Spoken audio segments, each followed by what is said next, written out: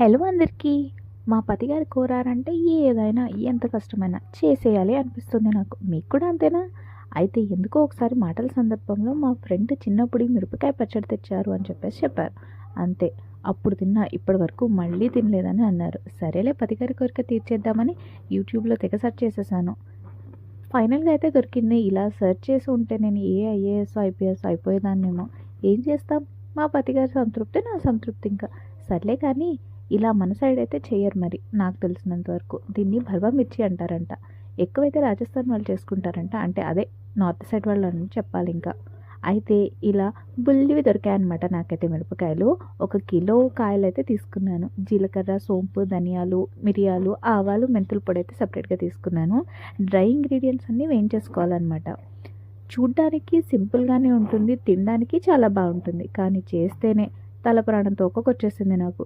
మిరపకాయల్ని నీట్గా కడిగి వాటర్ పోయేలా తుడిచి ఎండకి ఆరబెట్టుకోవాలి. తర్వాత వాటి మీద తొడిమెలు తీసేసి మధ్యలో కట్ చేసుకుని లోపల గింజలన్నీ తీసేసాను.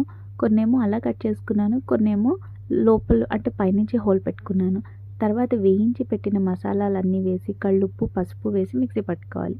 ఇక్కడ నేను గ్రౌండ్నట్ ఆయిల్ వాడుతున్నాను. అది కాస్త వేడి చేసుకోవాలి. తర్వాత గ్రైండ్ చేసుకున్న పొడిలో కాచిన ఆయిల్ వేసుకోవాలి. ఇక్కడ నేను పులుపు కోసం అయితే నిమ్మకాయ జ్యూస్ అయితే తీసుకున్నాను. నేను 4 నిమ్మకాయలు తీసుకున్నాను. అవి నాకు సరిపోలేదు. నేను ఇంకా ఎక్స్ట్రా వేసుకున్నాను తర్వాత పిండుకొని. సో మీరు కూడా దాన్ని బట్టి వేసుకోండి. ఇప్పుడు ఆ పొడిలోని నిమ్మకాయ జ్యూస్ కూడా వేసేసి కలుపుకోవాలి. ఇంకా మిరపకాయ లోపల మొత్తం అన్నిటినీ కూరేయాలన్నమాట. తర్వాత వాటిని ఆయిల్లో అలా వేసి తీసేయాలి. ఒక గాజు సీసా కానీ ప్లాస్టిక్ డబ్బాలో కానీ స్టోర్ చేసుకుంటే సరిపోతుంది.